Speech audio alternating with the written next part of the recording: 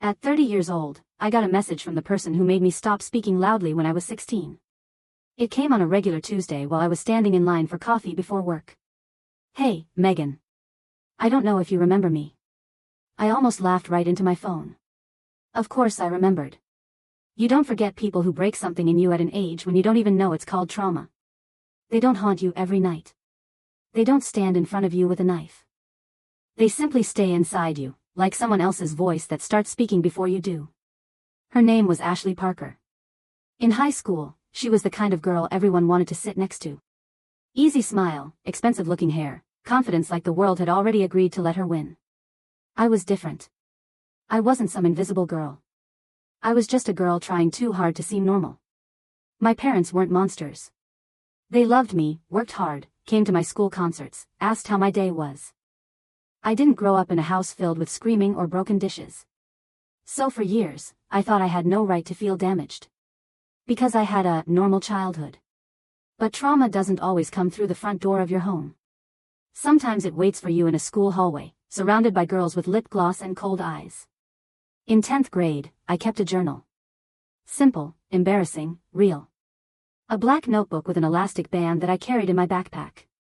I wrote down everything I couldn't say out loud. That I was jealous of Ashley even though I pretended I wasn't. That I liked Jason Miller, the guy on the basketball team.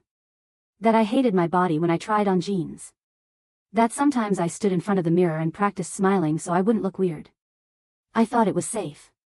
One day after gym class, the notebook disappeared. I searched my locker, my bag, even the trash can near the locker room. My heart was pounding like I hadn't lost a notebook, but a layer of my own skin. 2 days later, the cafeteria went too quiet when I walked in. At first, I didn't understand why. Then I heard Ashley's voice. She was sitting on a table, holding my journal in her hands, reading it out loud. Not all of it. Only the most exposed parts. The most humiliating ones. The most alive. About Jason. About my body. About how I was afraid no one would ever love me if they knew who I really was. People laughed. Jason was there. He stared at the floor like that could make him disappear. Someone recorded it on their phone. Someone whispered, "Oh my God, she actually wrote that?" I remember walking up to Ashley and saying, "Give it back." My voice sounded thin, almost unfamiliar. She smiled and lifted the notebook higher. "Relax, Megan. It's just a joke." That was when something inside me shut down. Quietly. Completely. Like a door closing somewhere no one else could hear. After that, I learned how to be easy to be around. I answered briefly. I smiled when it hurt. I laughed first so no one else could laugh at me. I became the girl who never sent long texts first. The woman who deleted voice messages if they held too much emotion. The friend who said, "I'm fine," so convincingly that even the people who loved her believed it. In college, I dated a guy named Ethan. He was good to me. Truly good. Once, he told me, "You can talk to me about anything." I almost cried from that sentence alone. But I barely told him anything. When he asked why I always kept my phone face down, I made a joke. When he wanted to read the short story I wrote for my creative writing class, I told him I had deleted the file. When he said he felt like he was standing behind glass, I got mad at him for telling the truth. We broke up in the kitchen of his apartment in Boston. He said, "Megan, I can't love someone who keeps hiding from me." I answered in a cold, almost graceful voice, "Then don't love me." Then I rode home on the train and kept my face so calm that a woman sitting across from me asked if I was okay. I was 22, and I already knew how to disappear while still being in the room. By 30, I had built a life that looked neat from the outside. A job at a marketing agency, a small apartment in Chicago, a friend named Lauren who knew when not to push. I went on dates, but I left before anyone could start seeing me too clearly. I became an expert at controlled closeness. Dinner was fine. Texting until midnight was fine. A kiss at the door was fine. Showing old wounds was not. Ashley's message came 14 years later. I opened it that evening. She wrote that she was getting married. That she had been going through old photos and remembered that whole thing. That she had been immature. That she was ashamed. That she hoped I could forgive her. At the end, she wrote the line that made my fingers go cold. "Honestly, I'm sure you're over it by now." I read it 5 times.